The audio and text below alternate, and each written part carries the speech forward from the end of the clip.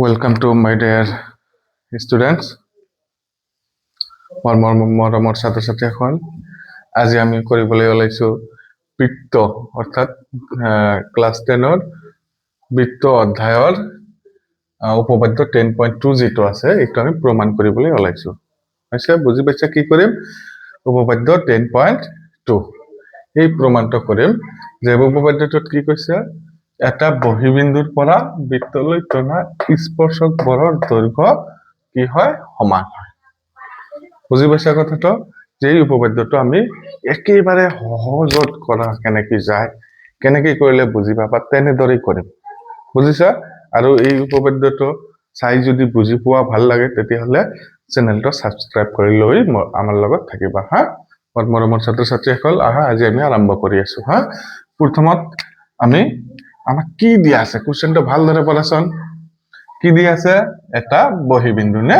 এতিয়া বহিবিন্দু কি বুজি পাইছে নিশ্চয়, কাৰণ যোৱা লাষ্ট ক্লাছত আমি বৃত্তৰ বহিবিন্দু কি এইটো আমি আলোচনা কৰিছো, তাৰপিছত বৃত্ত কি এইটো আলোচনা কৰিছো, স্পৰ্শক কি এই বিষয়ে আমি আলোচনা কৰিছো।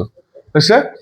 আৰু যদি কোনোবাই এইবাৰ বুজি নোপোৱা তেতিয়াহ'লে ইয়াৰ আগৰ এটা ভিডিঅ' আছে যে all concept of circle in one shot, এই ভিডিঅ'টো চাই ল'বা গোটেইখিনি, একেবাৰে স্কিপ নকৰাকৈ প্ৰথমৰ পৰা শেষলৈকে ভালদৰে চাবা।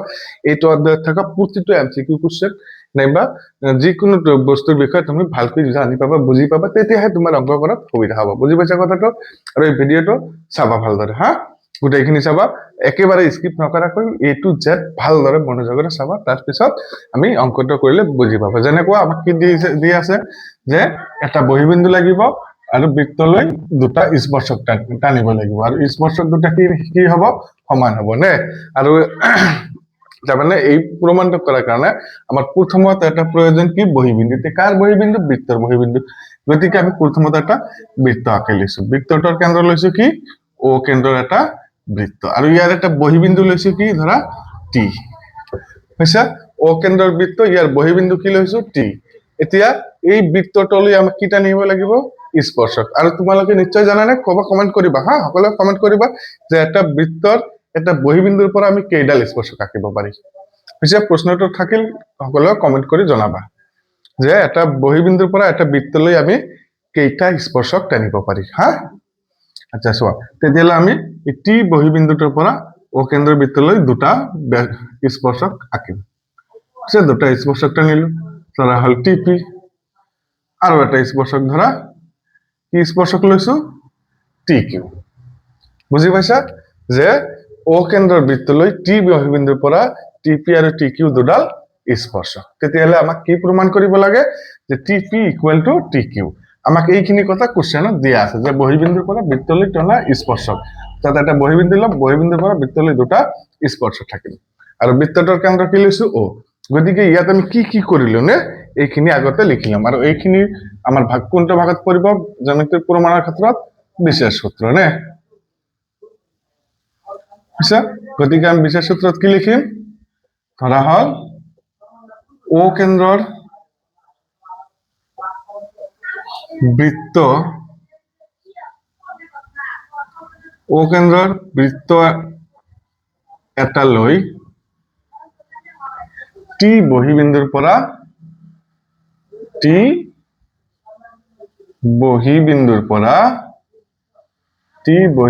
পৰা এই যে TP আৰু TQ দুডাল কি? TP আৰু TQ কি? দুডাল স্পৰ্শক।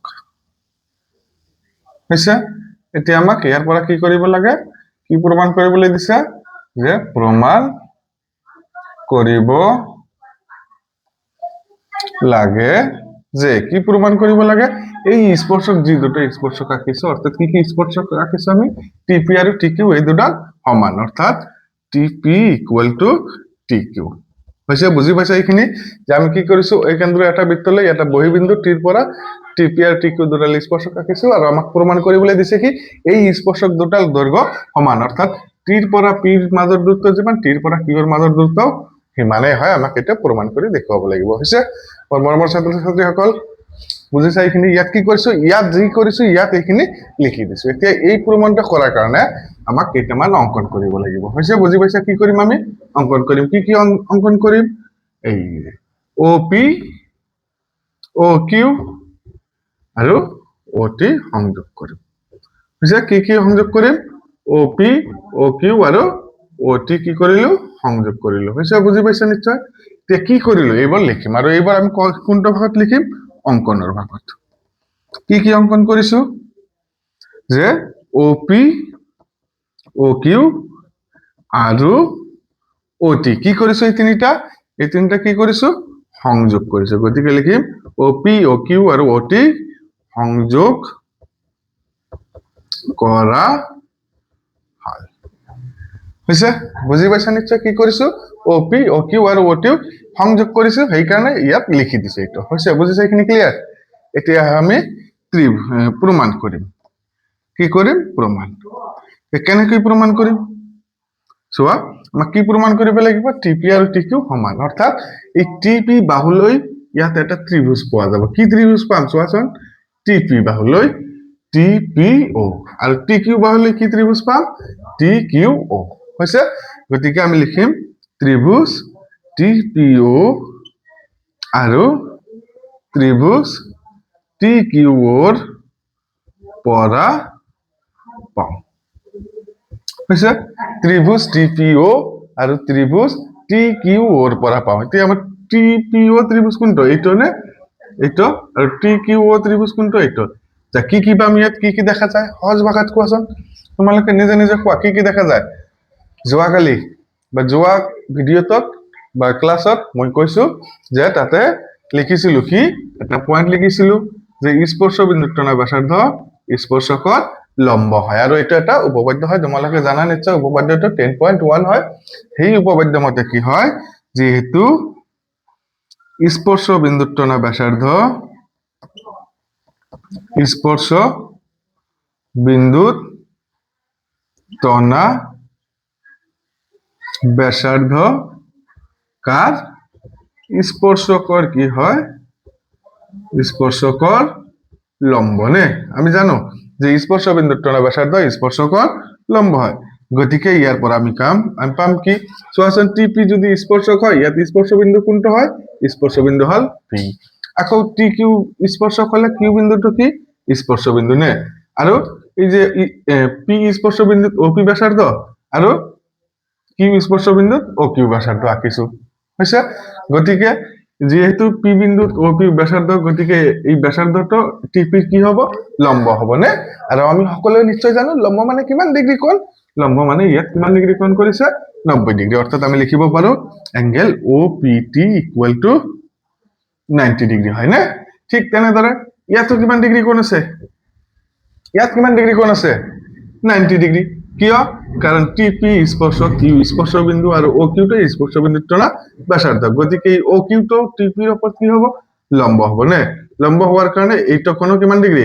90। অর্থাৎ এইটো কোনো 90 পালো, এইটো কোনো 90 পালো। অর্থাৎ আমি কি কব পাৰিম? ইয়াৰ পৰা দুটা কোণেই কি? 90 ডিগ্ৰী। আৰু সেই কাৰণে দুটা কোণ কি হৈছে? ইয়াত সমান হব নে? তেতিয়াহলে বুজি পাইছা নিশ্চয় যে যেহেতু স্পর্শ বিন্দুর টনা ব্যাসার্ধ স্পৰ্শকৰ লম্ব, সেইকাৰণে অ পি টো টিপিৰ ওপৰত লম্ব আৰু অ কিউটো টি কিউৰ ওপৰত লম্ব। লম্ব মানে কিমান ডিগ্ৰী কোণ? এইটাও 90 ডিগ্ৰী কোণ, এইটাও 90 ডিগ্ৰী কোণ। অৰ্থাৎ দুটাই 90, তাৰ মানে কি দুটা কোণে কি সমান? অৰ্থাৎ আমি লিখিব পাৰো angle O P T equal to angle O Q T. হৈছে? বুজি পাইছে এইখিনি? এতিয়া আচোন আৰু কি পাম? আৰু এটা বস্তু পাম কি? O P equal to O Q. O P আৰু অ কিউ কিয় সমান?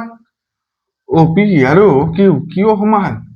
অ পি আৰু অ কিউ সমান হোৱাৰ কাৰণ হল, চোৱাচোন, আমি জানো বা যোৱা ক্লাছত কৈছো কি এটা বৃত্তৰ আমি আঁকিব পৰা আটাইবোৰ ব্যাসাৰ্ধৰ দৈৰ্ঘ্য কি হয়? পৰস্পৰ এটাই আনটোৰ সমান হয়।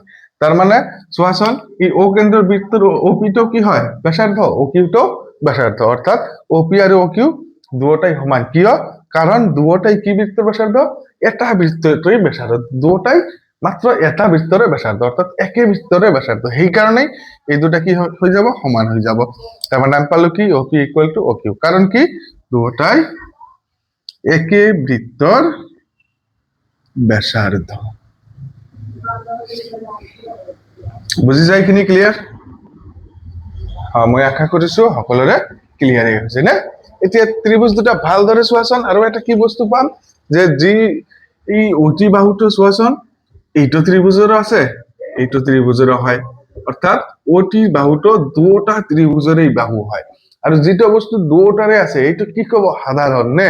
তার মানে অতিটো এই দুটা ত্রিভুজেরই কি বাহু, সাধারণ বাহু। গতিকে আমি লিখি দিম অতি ইকুয়াল টু কি বাহু, সাধারণ বাহু। হৈছে, বুজি পাইছা এইখিনি? তার মানে চোৱা আমি কি পালো যে এইটো কোণ কিমান ডিগ্ৰী, 90। এইটো যদি 90 হয় এইটো কি হৈ যাব, ভূমি নে? তাৰপিছত এইটো কি হ'ব, লম্ব, আৰু এইটো কি, কৰ্ণ। চোৱাচোন যে দুটা ত্ৰিভুজৰ যে সৰ্বসমতাৰ চৰ্তমতে তিনটা বস্তু সৰ্বসম দেখুৱালে ত্ৰিভুজ দুটা কি ক'ব পাৰি আমি, সৰ্বসমতা বা সৰ্বসম বুলি বা সৰ্বাংগ সম বুলি ক'ব পাৰি। চোৱাচোন ইয়াত আমি কি পালো, এটাকৈ কোণ 90 পাইছো, তাৰপিছত এটা কৰ্ণ সমান পাইছো, আৰু এডাল বাহু সমান পাইছো। কি বাহু, দুটাৰে লম্ব সমান পাইছো নে? তাৰমানে ইয়াত কি উপপাদ্য হ'ব, কি উপপাদ্য হ'ব কোৱাচোন তোমালোকে? ইয়াত আমি কি উপপাদ্য ব্যৱহাৰ কৰিব পাৰিম? আমি কি উপপাদ্য পাম ইয়াত? আমি ইয়াত পাম কি উপপাদ্য, RHS স্বীকার্য, তাই না? কি স্বীকার্য পাম, RHS স্বীকার্য। গতিকে RHS স্বীকার্য মতে কি হ'ব যে ত্রিভুজ TPO সর্বসম ত্রিভুজ TQO। বুজি পাইছা? কিয় ইয়াত RHS স্বীকার্য হল? আর মানে কি, আর মানে হচ্ছে রাইট এঙ্গেল। রাইট মানে কি, সমকোণ। সমকোণ মানে এটাকৈ কোণ 90 ডিগ্ৰী। চোৱাচোন এইটোৰ এটা কোণ 90 ডিগ্ৰী, এইটোৰ এটা কোণ 90 ডিগ্ৰী হৈ গল। আৰ এতিয়া H মানে কি, H মানে হাইপোটেনিয়াস অৰ্থাৎ কৰ্ণ। চোৱাচোন এই যে TPO ত্ৰিভুজৰ TO টো এডাল কি হয়, কৰ্ণ। আকৌ TQO ত্ৰিভুজৰ TO এটা কি হয়, কৰ্ণ। মানে দুটা ত্ৰিভুজৰে কৰ্ণটো সমান, অৰ্থাৎ RH। আৰু এটাকৈ বাহু সমান আছে OP আৰু OQ। সেই কাৰণে এই স্বীকাৰ্যটোৰ নাম কি হল, এই স্বীকাৰ্যটোৰ নাম হৈছে কি, RHS স্বীকার্য। স্বীকার্য মতে ত্রিভুজ দুটা কি হৈছে, সর্বসম। আর যেহেতু ত্রিভুজ দুটা সর্বসম, এই দুটা ত্রিভুজ কি সর্বসম। এতিয়া সর্বসম মানে কি, দুটা ত্রিভুজ সর্বসম হওয়ার মানে হল এই ত্রিভুজ দুটার অনুরূপ বাহু বা অনুরূপ কোণবোৰ সদায় কি হয়, সমান হয়। হৈছে, অৰ্থাৎ এইটো ত্ৰিভুজত চোৱাচোন TP বাহুৰ অনুৰূপ বাহু কোনটো, TQ। গতিকে ইয়াত আমি কব পাৰি TP ইকুয়াল টু TQ। হৈছে, তাৰ মানে কোৱাৰ পৰা পালো পাই CPCD। বুজি পাইছা মোৰ মৰমৰ ছাত্ৰ ছাত্ৰীসকল? যদি বুজি পাইছা, ভাল লাগিছে, তেতিয়াহ'লে আমাৰ ডেয়াৰ চেনেল ডেয়াৰ ষ্টুডেণ্টছ নামৰ চেনেলটো সাবস্ক্ৰাইব কৰি আমাৰ লগত থাকিব বুলি আশা কৰিছো। হা, থেংক ইউ, ধন্যবাদ।